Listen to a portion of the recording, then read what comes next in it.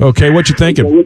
Well, what I'm thinking is, what do you think the Cowboys are going to do about 5 Hall of Famers that literally called out Kellen Moore by name by not targeting his best guys? I want to get some thoughts on that.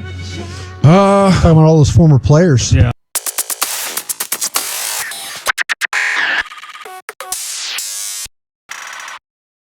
All right, as you can see, welcome to Boss Cowboy Sports.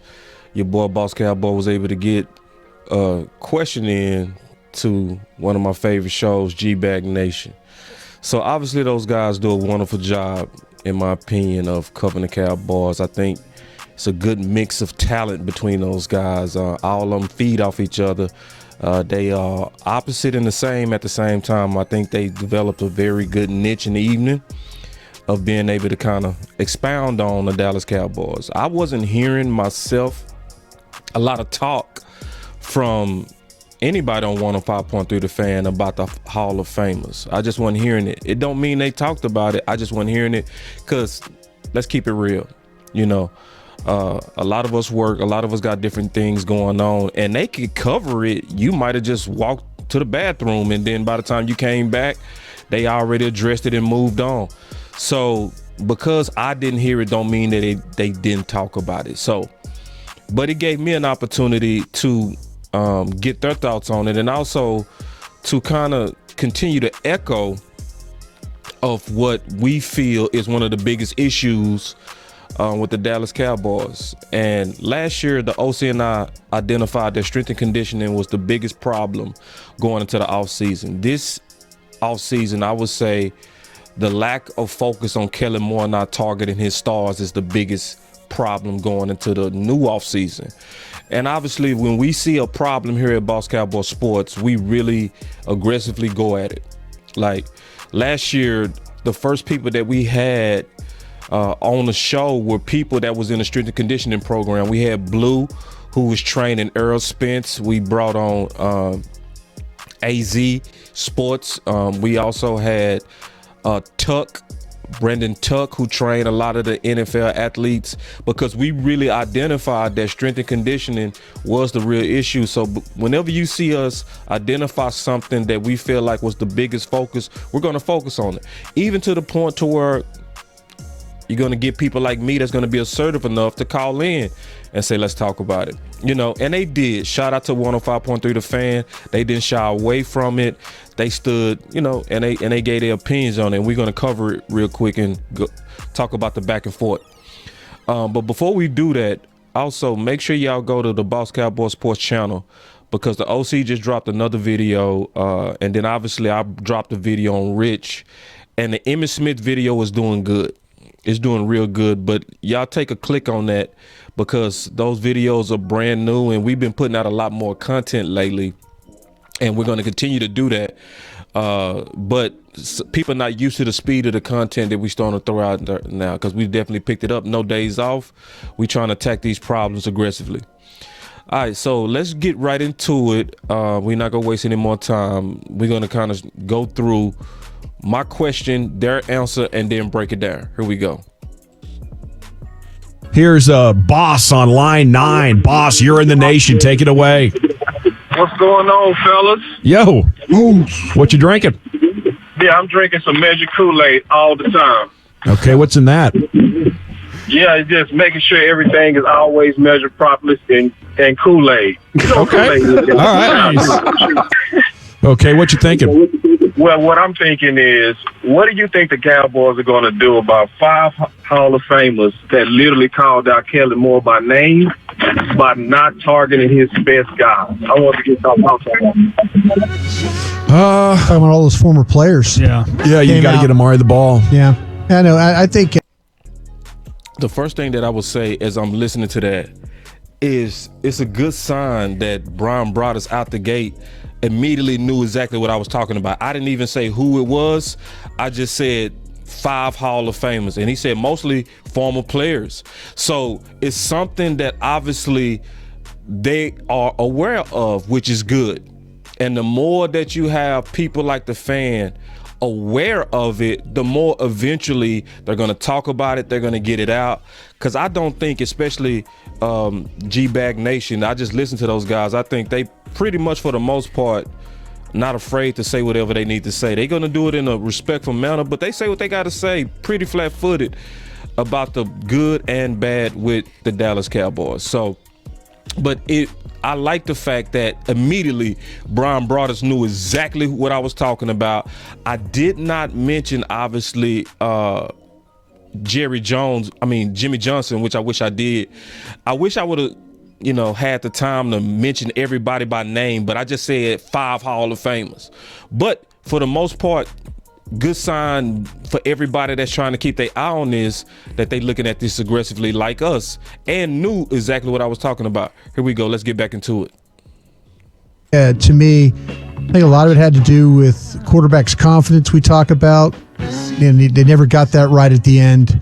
The play caller really struggled when and it wasn't anything really difficult, when they start talking with guys like Kurt Warner and people like that, the analysts, and they're looking at the game, and it's like, man, they're not beating you with anything that's really exotic or anything like that. See, and that's a very, very key thing that he talked about. Now, he gave his opinions. He talked about Dak's confidence, but I think Dak's confidence was affected by the system. So if you have a system that's telling you to aggressively take what the defense giving you, and you have Kurt Warner breaking down that the offensive schemes was doing stuff that was backwards, like having Dalton Schultz singled out against a cornerback, where it was forcing Dak to have to throw into heavy traffic and zone coverage that was fit to take away the defense, there's nothing he can do about it.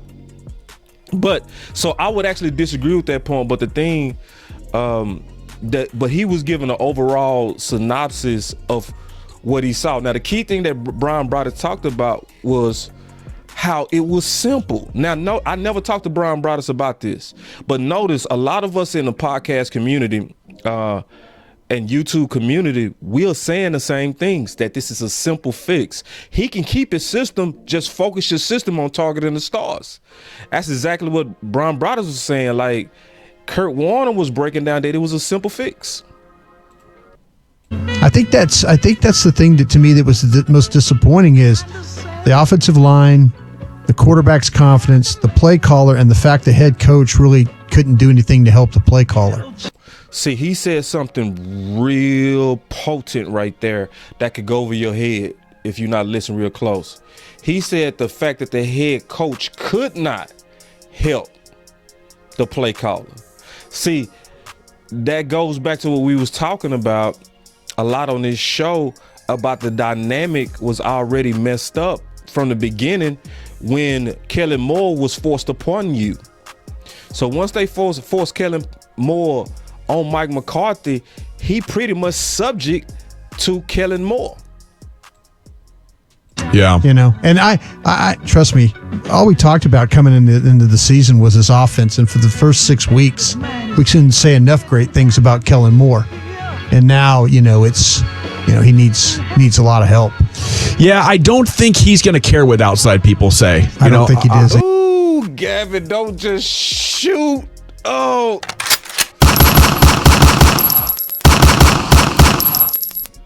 Just Gavin go come in there and just keep it straight. Funky. He said he don't even think he go care what the outside influence is saying. But he might. If we keep sounding the alarm loud, we just got to keep talking about it. Eventually he go care. If we quiet, he won't care. But Gavin kept it funky. Either. I think he, has done a lot of research and prep into his style, and he believes in it, and I think that's a mistake, because I think he loves the passing game so much that he doesn't think he needs the running game. And in football, it's crazy, because it doesn't matter how good you get at one part of the game. You have to make your opponent respect its counter. You have to have a yin to the yang, and if you don't, they're going to figure out a way to stop what you want to do. And if you can't throw the counter punch, you're toast. And hopefully Kellen learned that himself he this might year. have felt a little bit, he might have fell in harm's way of a Mike McCarthy hire with Joe Philbin. Yeah. They just couldn't, they couldn't figure things out the second half. They just couldn't. I think that's.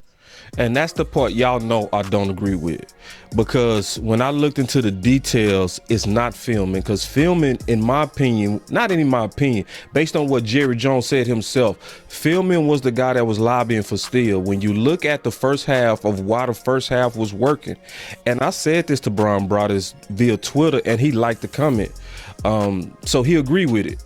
I said this directly to Brian Broaddus, that what really hurt us on the second half of the season is when we went away from Steele, because most of our running success in terms of big runs was coming off Steele.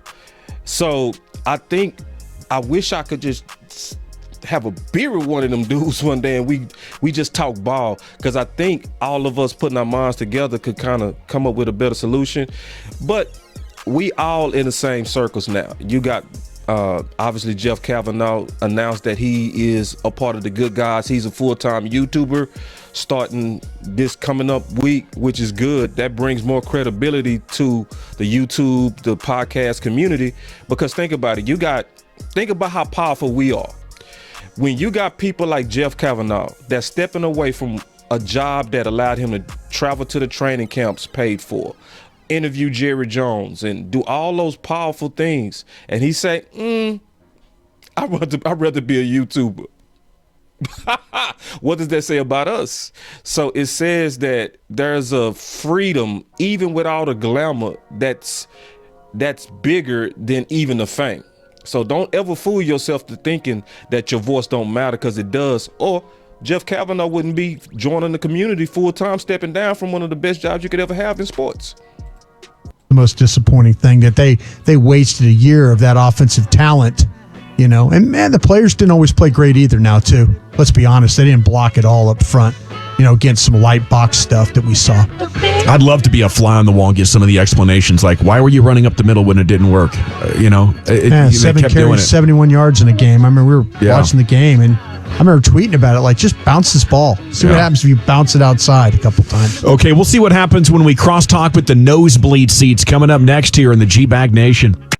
Yeah, so that was Boss Cowboy Sports, and as you can see, they spent a good amount of time addressing that question. So when we say your voice matter, it does. What are the things that are you willing to do to get your voice out there, to get your ideas out there? Are you willing to call in like Coach Marv to all the local podcasts and YouTubers when you really believe in your ideas? Are you willing to call into the fan if you think that it's an idea that's being underrepresented? But obviously, thank you guys for taking the call, being open to the call, and speaking about the call. Obviously, I'm definitely a Tolo. I'm somebody that definitely stay tuned in, because they are one of the best places to kind of keep your ear to the ground when it comes down to the Dallas Cowboys affairs. So obviously, taking the call and speaking on that echoes. And Law spoke about that on the Final Word last Tuesday, is we got to get in the habit of causing our ideas that we really believe in, that we really believe makes us better, make it echo. Do something, share the content. So that's one of the main things I definitely say to echo, because y'all should see now that the ideas that we put out there at the YouTube community, right, in the podcast community and the vlogging community and the writers and all of the organic movements for ideas, y'all should see that it actually echoes, and you got to be willing to do something about a team that you say you love. And we do love it, but it's one of those things that is, don't sit idle. Also, make sure you like us on Facebook as well as YouTube, because that pushes out the content, and share the content. That's how to be assertive on the ideas that you believe in. And obviously, we appreciate everybody that continues to donate into the Cash App. Y'all have definitely ramped that up. We greatly appreciate that. I see what you guys and ladies are saying. Y'all really appreciate the speed of content that we've been dropping lately and the quality of content that we've been dropping lately. So remember, y'all go back and check out these frequently released videos that we just released. That way y'all can stay abreast on the things that we looking at. So we're gonna be covering a lot of different stuff: draft, free agency, rumors, all that stuff. Well, that's Boss Cowboy Sports, where your voice matter. Peace.